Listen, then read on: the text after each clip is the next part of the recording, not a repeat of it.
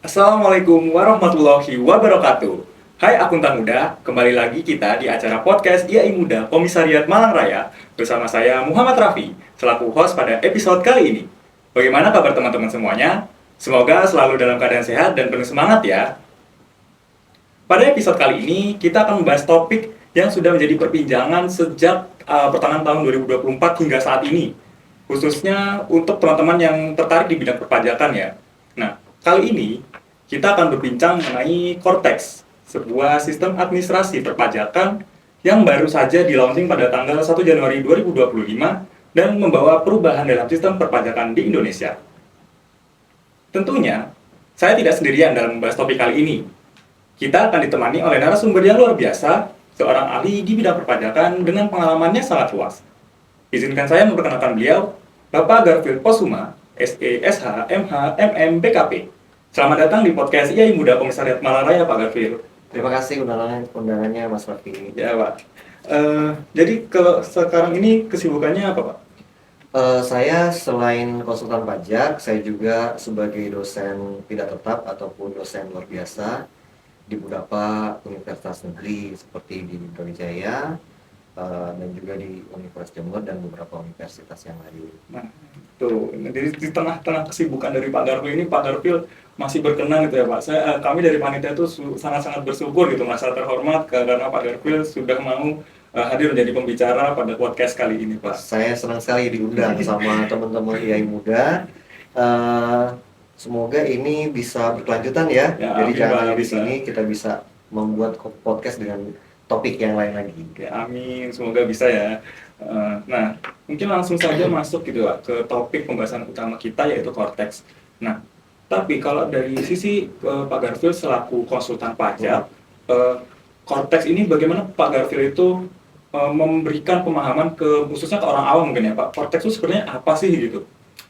Nah, Cortex ini adalah suatu sistem administrasi yang baru yang diberikan oleh Direktur Jenderal Pajak, ya, Direktorat Jenderal Pajak, di mana sistem ini terintegrasi beberapa layanan yang sebelumnya sudah ada, seperti DJP online, seperti e-faktur ya. E-faktur pun kita tahu ada dua aplikasi ya, aplikasi web based dengan aplikasi yang desktop. Lalu aplikasi-aplikasi yang lain seperti e-Bukport ataupun SPT Unifikasi ini disatukan, diintegrasikan di aplikasi Cortex ini. Jadi aplikasi yang sebelumnya banyak ya, itu disatukan dalam aplikasi Cortex, ya gitu. Oke, jadi itu kalau dari Pak Garfield tahunya itu latar belakang pemerintah. Kenapa sih pemerintah tuh harus bikin Cortex ini gitu Pak? Keinginannya pemerintah itu apa gitu? Apa yang diinginkan pemerintah sebenarnya? Nah, kalau saya lihat dari dia punya timeline terkait pelaksanaan Cortex ini, pemerintah ingin mengintegrasikan selain dari layanan aplikasi perpajakan yang sudah ada sebelumnya yang di DJP, bisa juga terintegrasi dengan aplikasi dengan instansi yang lain. Jadi disatukan semua, iya. Yang lain, maksudnya instansi pemerintah yang lain. Ya? Jadi Cortex ini bukan sepenuhnya ada layanan perpajakan seperti SPT ataupun Kredit, tapi ada layanan yang lain seperti hubungan atau koneksi dengan ya Kementerian Hukum dan HAM. Ya kalau pada saat kita bikin akte, CV ataupun badan, atau bahkan ini koneksi dengan kita punya rekening di akun Cortex tersebut. Rekening wajib pajak gitu. Wajib pajak itu. Dan juga ada juga pajak daerah. Ya sebelumnya kan PBB P2 ya. PDD PBB Pedesaan dan Perkotaan itu yang sebelumnya sendiri ya. Nah, ini ada di situ. Kita bisa bayar, kita bisa ngecek kita punya hutang pajak terkait PBB. Jadi sekarang di Cortex itu ada gitu. Ada di Cortex. Nah, seperti itu. Oke, jadi kalau dari latar belakang tadi itu Pak, Cortex itu menjadi penting. Mengapa sih menjadi penting bagi individu dan bisnis dalam sistem perpajakan itu Pak? Nah, kenapa Cortex ini sangat penting? Karena dulu ya, bukan dulu sih, sebenarnya tahun sebelumnya 2004 itu kita itu masuk masuk akun itu ada beberapa aplikasi yang kita masuk. Iya. Seperti kalau misalnya kita mau lapor SPT unifikasi ya, PP 04 R2, 15 dan sebagainya, itu kita masuk di aplikasi ini. Kalau kita mau masuk ke PP 21, kita masuk di aplikasi ini. Pada saat kita mau lapor ataupun bayar tentang faktur pajak PPN, nah kita masuk di aplikasi ini. Nah, di sini di Cortex ini kita disatukan ya, terintegrasi semua layanan perpajakan. Untuk apa? Untuk pemenuhan hak dan kewajiban dari si wajib pajak itu tersendiri secara digital, secara borderless, secara termonitor dan terintegrasi. Nah, saya kasih contoh nih Mas Raffi nih. Pada saat kita contohnya melakukan permohonan pemindahan ya, pemindahan pajak ya. Nah, sebelumnya itu kan kita harus submit lewat aplikasi IPBK yang ada di DJP Online. Nah, di situ wajib pajak tidak bisa memonitor apakah PBK ini sudah disetujui atau enggak.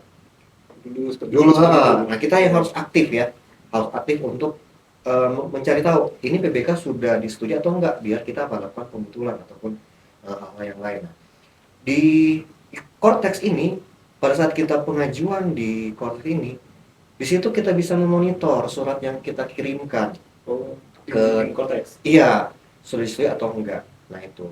Lain lagi adalah surat ya, surat menyurat sekarang itu biasanya dari kantor pajak akan kirim ke alamat WP ya. Iya. Akan kirim ya. Kadang-kadang yang jadi hambatan adalah surat itu tidak terima oleh WP sendiri. Sebagai contoh nih, misalnya dari kantor pajak akan kirim SP2DK. Ya. Karena alamatnya salah, artinya surat tersebut tidak diterima oleh wajib pajak, lanjut dong ke surat perintah pemeriksaan. Iya. Nah itu belum diketahui oleh wajib pajak. Iya, kaget dong. Nah, seperti apa? Nah, jadi di Cortex ini semua surat menyurat itu baik dari kantor pajak ke WP, sebaliknya itu ada di situ.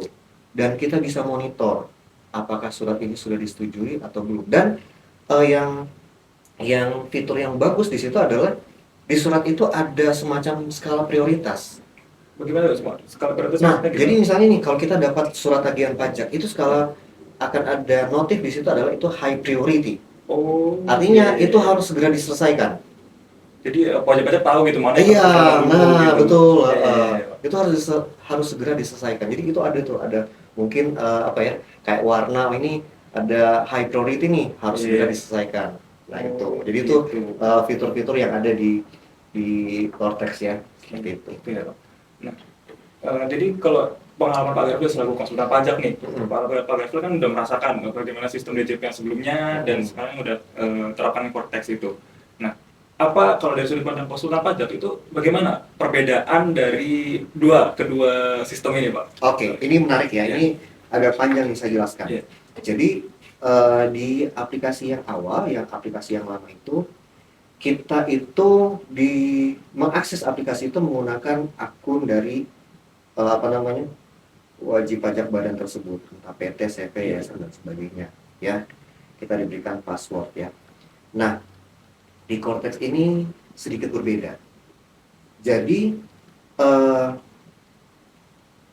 si akun dari Cortex ini ya, akun dari wajib pajak badan ya, itu ada aksesnya, raw akses namanya, oleh pribadi, wajib pajak pribadi yang menjadi direktur ataupun staf di situ, ataupun bisa juga konsultan pajak. Intinya begini Mas, istilah di Cortex adalah impersonate. Jadi impersonate. Jadi akun dari si wajib pajak badan itu aksesnya melalui wajib pajak orang pribadi, entah dia direktur, staf yang diberikan akses ataupun konsultan pajak. Di situ akan muncul. Jadi kita akses lewat kita punya pribadi Cortex, lalu impersonate PTA, CPA dan sebagainya. Impersonate itu meniru ya. Jadi yang menjalankan akses di Cortex itu adalah impersonate. Impersonate bisa direktur sendiri ya, atau staf yang ditunjuk dan ataupun konsultan pajak. Nah, Selain itu, pada saat role access itu diberikan, ya, kalau secara direct, kalau misalnya role access itu pada direktur, berarti dia bisa membuat semua, baik dari drafter SPT, signer dan lain-lain. Tapi untuk dia sebagai staf karyawan ya, Iya. itu diatur apakah dia hanya sebagai drafter, Terbatas gitu ya. ya dia sebagai signer, dan ada juga yang staff ini hanya untuk bikin PPH, yang ini untuk bikin faktur pajak. Jadi diatur dia punya role aksesnya. Jadi tidak semua. Jadi kita bisa atur. Beda kan dengan yang lama ya. Yang lama pada saat kita dapat password dari akun DJP online si wajib pajak badan itu kita bisa akses Oh semuanya. iya, iya. Nah, tapi di sini itu kita diatur nih dari apa namanya? Melalui role access yang diberikan oleh perusahaan. Nah, role access itu diberikan oleh direktur biasanya. Direktur diberikan role access kepada staf A, staf B. Staf A ini hanya buat faktur pajak, staf B ini hanya untuk PPH dan lain sebagainya. Nah, Berarti seperti itu. kayak gini ya Pak, misalnya nih ada PT ya, PT A gitu. Kalau dulu kan semua karyawan kalau mau harus ditugasi jadi segala macam kayak terkait perpajakan tuh ya harus minta passwordnya. Betul. Kalau yang Cortex ini udah bisa diatur gitu, siapa yang boleh akses tapi melalui akun lain. Betul. Oh, gitu. Jadi melalui akun dari si karyawan itu, akun Cortex si karyawan itu, impersonate PT Oke, iya. atau CV ya. Ini baru ya. Iya, ini Satu kemajuan untuk Iya. saya ya. seperti itu. Oke. Kalau apa ada perbedaan lain mungkin Pak? Kalau yang apa yang cukup signifikan gitu kalau dari Cortex ini? Nah, ini yang apa namanya, yang fitur berbeda ya dari aplikasi yang lama. Jadi di aplikasi Cortex ini, kalau Mas Raffi pernah bikin atau praktek kode billing, kita kan satu akun pajak, satu jenis setoran, satu kode billing ya. Iya ya. Nah itu. Nah sekarang dari beberapa pajak yang kurang bayar, entah itu PPH, entah itu PPN, bisa buat satu kode billing. Jadi kalau maksudnya kayak dikumpulkan dulu itu Iya, perutang pajaknya itu apa betul, aja, terus kemudian dibuatkan satu kode billing satu aja. kode billing aja. Oke, itu Nah, lumayan itu. efisiensi gitu. Betul, daripada kita bikin satu ya. Kalau biasanya dulu itu kayak rekening satu apa maksudnya kayak TF satu dulu terus Iya. satu dulu gitu. PPN satu, Iya. kita transfer ya, bikin kode Iya, billing iya, ya. iya, iya. Lalu PPN kita bikin lagi kode billing ya. Nah itu. Betul dulu kayak gitu. Ini kita satu. Nah, Sekarang jadi satu. jadi satu. Nah, selain itu ada yang namanya deposit pajak. Jadi apa namanya, kita bisa deposit uang ke akun kita. Nanti dari deposit itu kita bisa bayar pajak.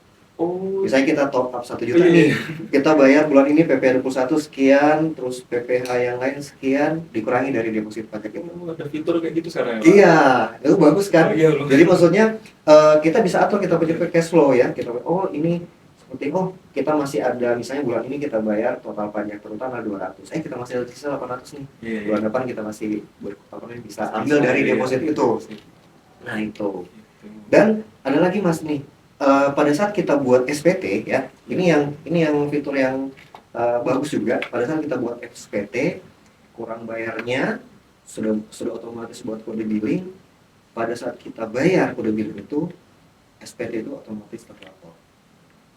Jadi gak perlu kayak kan dulu tuh ada sistemnya habis bayar terus lapor gitu. Nah itu. Sekarang udah bayar sama dengan lapor gitu Pak. Iya, jadi pada saat kita bayar kode billing itu yang istilahnya which is kita bikin ini ya, SPT PP21 ya. Iya. Nah, sudah kita generate kode billingnya di Cortex. Pada saat kita bayar itu SPT-nya otomatis terlapor. Otomatis. Iya, bisa jadi karena kadang lupa udah bayar tapi lupa lapor. Nah, itu bisa kena denda kan Pak? Bisa kena denda. Sekarang itu dibayar sama dengan lapor gitu. Lapor, seperti itu. Iya. Nah, kita pun juga harus tahu sekarang kan bukan dulu sih ya. 2024 gitu kan. Batas bayarnya itu kan tanggal 10 ya, 10. PPH. Nah sekarang di tanggal 15 PPH ya, PPH. Kalau PPN masih tetap akhir bulan. Nah itu. Ini Mbak, langsung ke kalau misalnya resiko yang mungkin muncul kan dari sekarang baru penerapannya kurang lebih 2 bulan berjalan ya Pak? Iya. Resiko yang mungkin muncul dari penerapan Cortex itu apa Pak? Resiko yang ini dari sisi wajib pajak dulu ya. Kalau dari sisi wajib pajak, aplikasi Cortex ini masih masih banyak belum wajib pajak yang memahami. Ya, dalam artian seperti ini Mas. eh, akun konteks ini dulu itu kan sertifikat elektronik oleh wajib pajak badan. Tapi kan sertifikat elektronik harus dari orang pribadinya. Nah, itu kadang-kadang kita belum belum punya sertifikat elektronik itu pribadi, entah pribadinya si PIC direktur ataupun yang lain. Kita sudah lakukan layanan pajak yang lain. Nah, itu kadang-kadang bisa error. Nah, itu. Nah, selain itu eh, proses bisnis dari Cortex ini kan banyak, Mas. Jadi dan beda dengan yang proses bisnis yang aplikasi yang lain. Contoh pada saat yang kalau yang aplikasi sebelumnya pada saat kita daftar NPWP kan kita ada ke IREK ya, ke IREK. Nah, sekarang kita lewat Cortex daftar NPWP, lalu daftar PKP juga lewat Cortex. Itu proses bisnisnya berbeda dengan yang aplikasi yang lama. Nah, itu wajib pajak ini belum sepenuhnya memahami ya, belum sepenuhnya memahami fitur-fitur dan fasilitas yang ada di konteks ini. Nah, itu Pemerintah harus ada peran gitu ya Pak, kayak mensosialisasikan gitu ya. iya, sebenarnya kalau dari sisi sosialisasi ya, kalau menurut saya DJP dengan berbagai channel sosial medianya pasti sudah ada ya Sudah ada. sosialisasi. Iya. Hanya saja dari wajib pajak sendiri kadang-kadang nggak mau ya untuk mengikuti sosialisasi itu, entah apa namanya direkturnya yang ikut kah atau stafnya. Kadang-kadang eh, wajib pajak itu apa namanya terhalang ya untuk mengikuti edukasi perpajakan itu, tapi sebenarnya ini sangat penting ya, ini sangat penting. Selain itu, fasilitas atau fitur di Cortex juga itu ada, kita bisa request kelas pajak. Maksud kelas pajak itu gimana? Jadi dari wajib pajak sendiri tuh bisa mengajukan ya untuk apa namanya mengadakan kelas pajak di aplikasi Cortex tersebut. Iya, bisa request. Nah, itu. Cuman seperti yang kita ketahui bersama, mungkin ya fitur ini mungkin belum terlalu aktif ya. Yang sekarang kan aktifnya baru pembayaran dan juga pelaporan SPT, PPH dan PPS. Tadi resiko yang dari wajib pajak Pak. Nah, ini berkaitan juga. Mengingat sistem ini kan nyimpen data-data penting ya, bisnis, untuk data-data keuangan gitu ya Pak, yang sangat sensitif lah untuk bisnis. Nah, kalau dari pemerintah sendiri, bagaimana sih Cortex itu dapat menjamin keamanan data dari wajib pajak, dari kebocoran dan penyalahgunaan itu Pak? Oke, kita bicara dari sisi apa namanya wajib pajak dulu ya. Nanti saya akan melihat dari sisi payung hukumnya seperti apa. Nah, di Cortex itu kan seperti kita ketahui ada yang istilahnya impersonate, menirukan apa namanya menirukan peran, iya. Nah, dengan adanya fitur impersonate ini, kita tahu siapa nih yang akses akun Cortex tersebut, ya. Oh, ternyata tanggal sekian, jam sekian, si direktur yang akses, ya. Oh, tanggal sekian si apa namanya, si karyawan A membuat faktur pajak ini, ya. Nah, kalau beda dengan yang lama kan, password, kita nggak tahu siapa yang masuk nih di akun DJP online ya. Nah, ini kita apa namanya tahu, oh ini siapa nih yang sedang menjalankan apa namanya akses di konteks tersebut ya. Nah, itu. Nah, dari sisi DJP ya, Mas Raffi pernah dengar nggak ada namanya Undang-Undang Perlindungan Data Pribadi, Undang-Undang Nomor 27 Tahun 2022 ya. Nah, jadi ini undang-undang yang dibuat supaya setiap instansi, baik instansi pemerintah dan juga instansi swasta, harus melindungi data yang ada di instansi tersebut. Data karyawan kah, data nasabah kah, data apa namanya customer. Nah, ini sepengetahuan saya bahwa di Kementerian Keuangan itu ada namanya Pusat Sistem Informasi dan Teknologi Keuangan. Lalu ada subbidang yaitu bidang keamanan informasi. Nah, saya nggak bisa jelaskan sejauh mana jobdesk ini, tapi kemungkinan inilah apa namanya bagian inilah yang istilahnya menjaga data dari wajib pajak supaya tidak bocor. Nah itu supaya tidak bocor ya. Jadi memang di Cortex ini semua data itu terintegrasi, bukan hanya data-data yang ada di kantor pajak, tapi data-data juga yang ada dari instansi yang lain. Nah itu. Jadi kita mengacu pada payung hukum terkait perlindungan data di Undang-Undang Nomor 27 Tahun 2022 tentang perlindungan data pribadi. Saya rasa Kementerian Keuangan, Direktorat Jenderal Pajak tentu sudah memiliki orang yang istilahnya khusus menangani perlindungan data tersebut. Jadi dari regulasi sudah siap, terus dari sistem yang Cortex sendiri udah kayak menjaga gitu ya, siapa yang bisa akses gitu, siapa yang bisa lihat gitu-gitu. Terkait dengan aplikasi Cortex ini juga harus harus terintegrasi dengan instansi yang lain seperti yang saya katakan tadi, harus kayak dari Kemenkumham ataupun dari pajak daerah ini terintegrasi dengan baik. Di sini jangan nanti ada hal-hal yang istilahnya yang seharusnya ini sudah masuk ke Cortex tapi karena ada yang error atau segala macam sehingga Cortex ini tidak berjalan dengan baik. Ya harapannya sih suatu saat nanti aplikasi ini dapat berjalan dengan baik dan tidak ada hambatan lah wajib pajak untuk menggunakan aplikasi yang keren ini ya. Ada yang pengaruh juga ke bisnis gitu ya. Betul. Kadang-kadang faktur pajak nggak bisa dibuat. Artinya pada saat faktur pajak nggak bisa dibuat, berarti kan nggak ada uang masuk bagi perusahaan dan juga penyetoran pajaknya akan terhambat. Seperti itu.